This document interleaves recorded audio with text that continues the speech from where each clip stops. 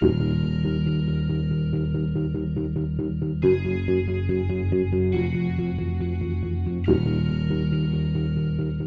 helped out the WWE. How did that even? Well, I was free help for the WWF from September of '85 to January of '87. Okay. I was at an audition for the movie The Money Pit with Tom Hanks and Shelley Long. Yep. And when I walked in the audition, on the other side of the room was Big John Studd. Wow. And he was auditioning for one of the movers. Okay. And my audition time was before his. I went into the audition, come out, my dad's sitting next to him. And he says, Scott, this is John. John, this is Scott. And he's like, Scott, man, I'm a big fan of your movie. I love the toy, man. Well, that was it, And this was, a heel bad guy. He hurts people. He was a pussycat. He was a big teddy bear guy. Yeah, purse. Yeah. We ended up driving him down to Madison Square Garden that day, and gave me his home number. No cell phones back then, And he's like, "Hey, you want to come to Meadowlands? You want to come to Spectrum? You let me know." Okay. So I called him up and said, "I want to come to Meadowlands." Okay. So he got me in and then brought me in the back to meet the boys. And the next says, "Hey, why don't you come to this one? Hey, why don't you come to that one?" So it took me like literally a week and a couple of shows. And they're like, "Hey, you want to help out? Yeah, you go over to see Mark and do something with the ring." And then it's, "Hey, Scotty, go get hot dogs. Here's money. Go get hot dogs and beers." And Scotty, I became, there was a guy named Rene Goulet, who was a Frenchman. And he nicknamed me Mr. Free. Because I was free help. They didn't pay me nothing, and I helped out all the time. He sounded like a chef. That guy you just said that's a perfect chef name. Free. Yeah, Rene Goulet, the Frenchman.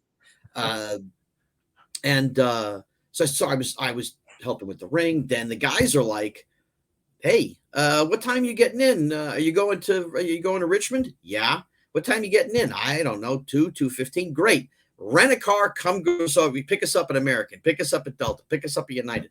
So then I started driving them back and forth. And so I did that. And the next thing you know, I was in the middle of all kinds of stuff. And it was great, man. I mean, going to dinners with Hulk Hogan and Roddy Piper and Beefcake and Randy Savage and Elizabeth and, that whole time frame, Nikolai Volkov and the Iron Sheik and, all was Randy Savage, like a kind of sheltered away from the boys, like paranoid the way they make him out to be? A little bit, but it's not exactly what they say. I mean, him and Miss Elizabeth would always get a room at the end of the hall. Whatever it was, they would always have the last dressing room. The boys were scared of Randy. There was no doubt. Mm-hmm. Nobody would talk to her. Nobody would just go up and say, "Hey, how you doing? What's going on?" Forget that. None of that stuff happened, because they knew Randy would be pissed. I get introduced to them. I'm a child actor. Now, I mean, I'm, 17 going, whatever, but I'm still a kid actor. I'm not one of the boys. So I become friends with Randy and Liz because there was no threat. I'm not trying to make a play for Miss Elizabeth. There was none of that. So basically I became little brother. Randy would call me at home in New Jersey, "Scotty, what's going on, buddy?" "Oh, whatever. You coming tomorrow?" "Yeah." "What time?" What time you landing?" 3:00.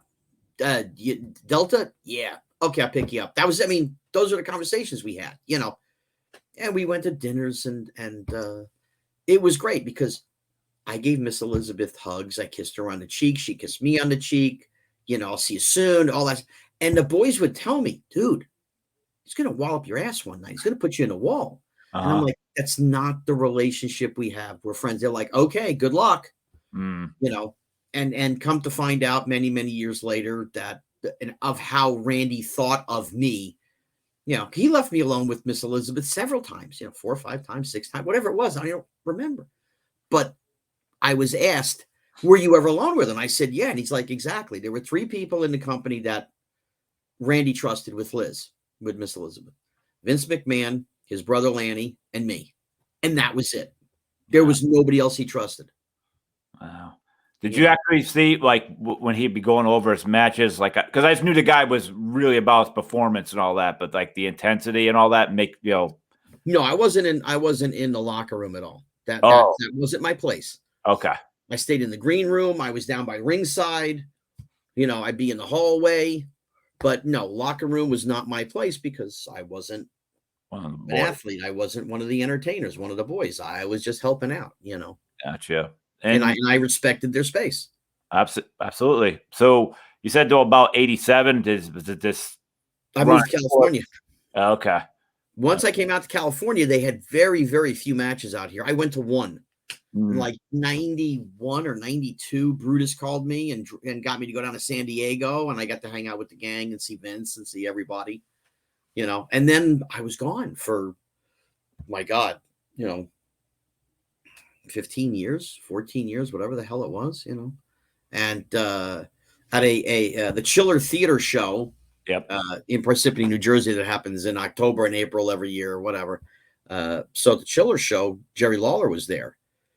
And of course, I know who he is, of course. And his girlfriend at the time came over, said, "You have to come over and see Jerry. He's a monster Christmas Story fan. You have to come over." And I said, "Okay." I didn't even know he was talking about Jerry Lawler. She just said Jerry. Okay. So she walked me over, and there's Jerry Lawler. "How you doing?" We started chit-chatting. She's like, "Oh, Christmas Story." Oh my, he lost it. He became 12. He's a mega fan, and what's great is somebody as much of an icon and a legend as Jerry is, he doesn't have that asshole ego. He's a person. Yep. When we get to chit-chatting within a couple of minutes, I mentioned a couple of names of the guys that I worked with back in the day, and he goes, "Well, they're still there. Oh my God." And then they're friends. So, he dragged me back in for a little while. I was going to matches and stuff, and got to see the boys, and got to see some of the old guys, some of the new guys,